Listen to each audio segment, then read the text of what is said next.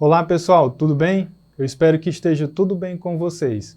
Hoje nós vamos a mais uma aula de matemática. Meu nome é Bartô, professor de matemática, e o tema da aula de hoje da terceira série é razões trigonométricas para obtenção de distâncias inacessíveis.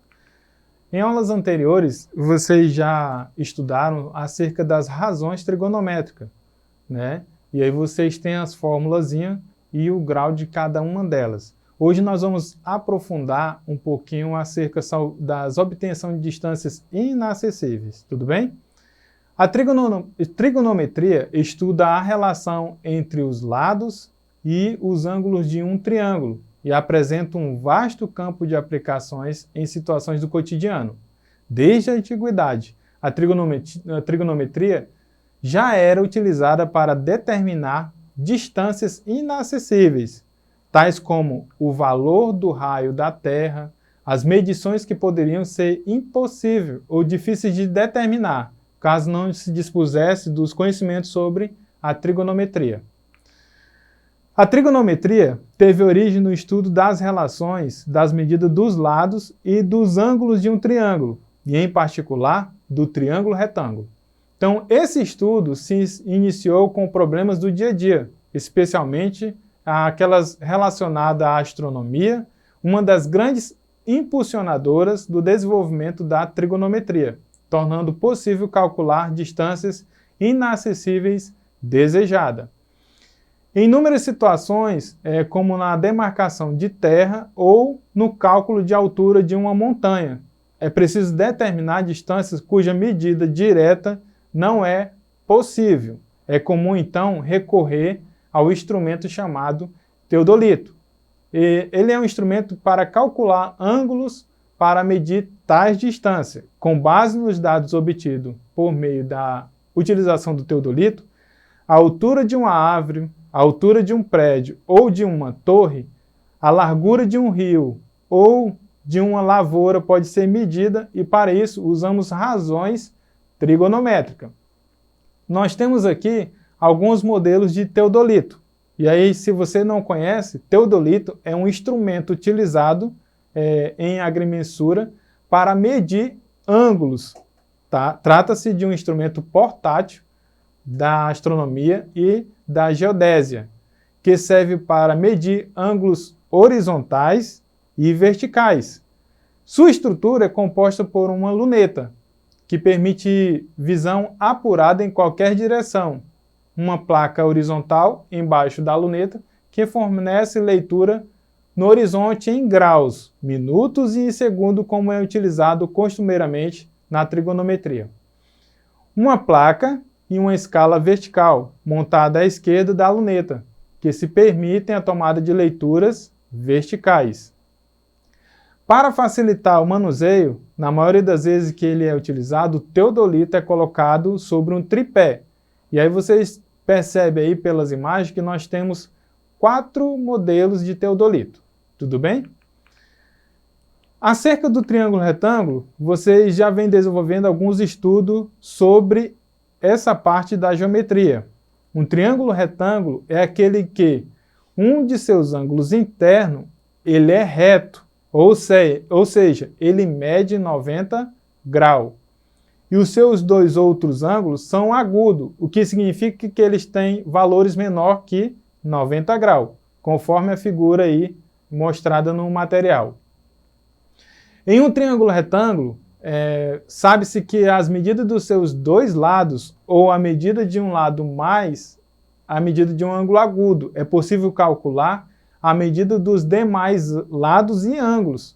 O conhecimento da relação entre os lados e ângulos de um triângulo retângulo é básico no estudo da trigonometria.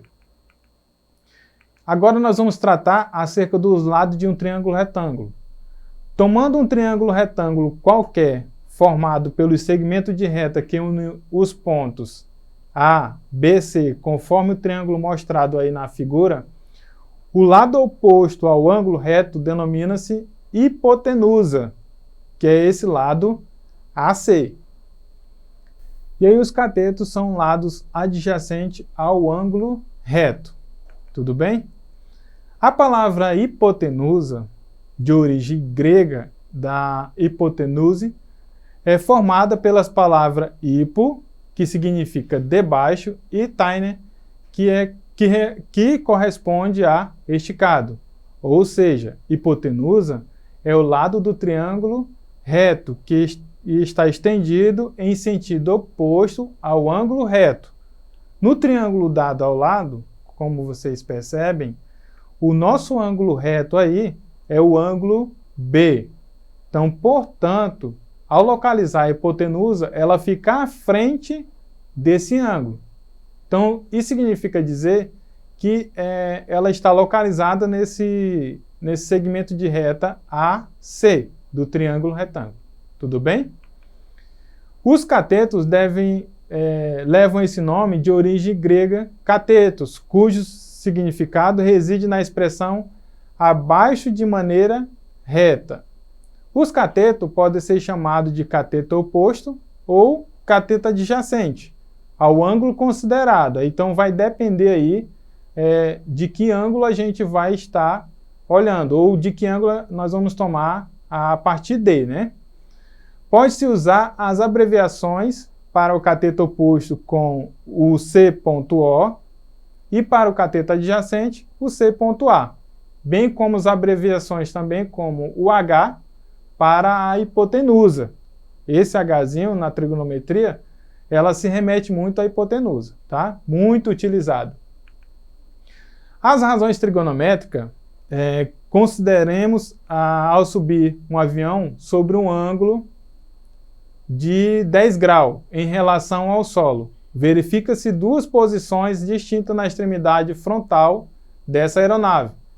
Tendo isso em consideração, obtemos dois triângulos retângulos, que são o triângulo ABC, que é esse triângulo maior, e o triângulo AEF, que é esse triângulo menor. Ele está dentro do triângulo maior.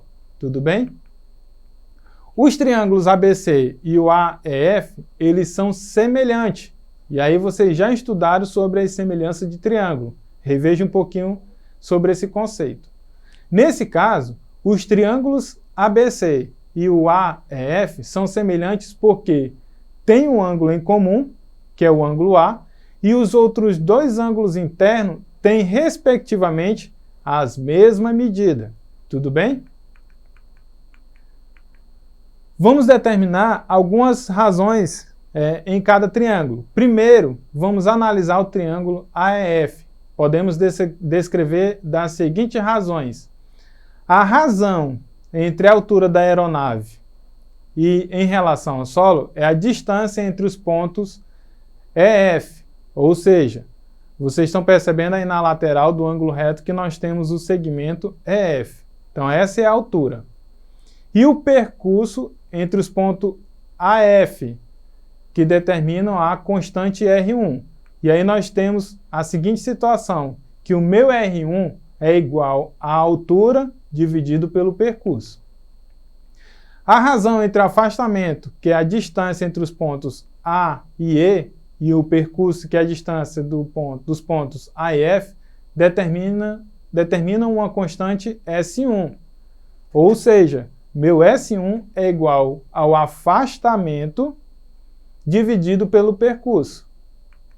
E nós temos ainda uma outra razão, que é a altura da aeronave em relação ao solo, que é a distância entre os pontos EF, e o afastamento, que é a distância entre os pontos AE.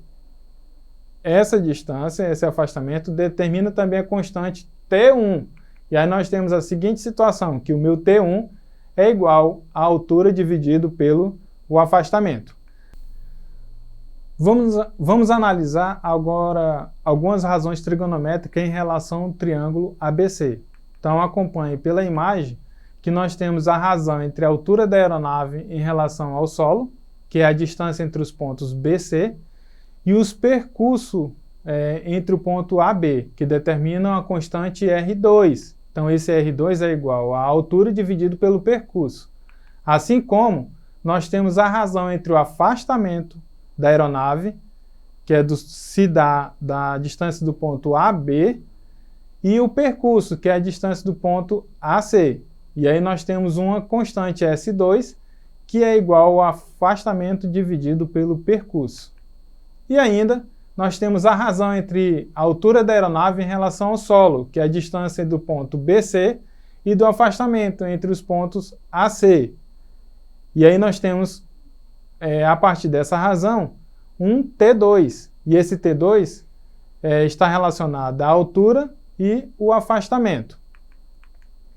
Sabendo que os triângulos ABC e o AF são semelhantes, pode-se concluir que o meu R1 é igual ao R2, meu S1 igual ao meu S2 e o meu T1 igual ao T2. E à medida que a aeronave vai descrevendo o percurso, mantém-se o mesmo ângulo de inclinação, que é o ângulo A. Pode-se tomar alguns triângulos retângulos semelhantes aos triângulos ABC e AEF. Essas três razões são denominadas razões trigonométricas do triângulo retângulo, e cada uma delas recebe um nome especial, que nós chamamos de seno, cosseno e tangente. São termos que estão intimamente ligados à trigonometria. A partir de um triângulo retângulo qualquer, pode-se escrever o seno, o cosseno e a tangente de um ângulo agudo, da seguinte maneira. Então, nós temos aí que o seno é igual ao cateto oposto dividido pela hipotenusa. Já o cosseno, nós temos o cateto adjacente dividido pela hipotenusa. E também temos a tangente, que é o cateto oposto dividido pelo cateto adjacente.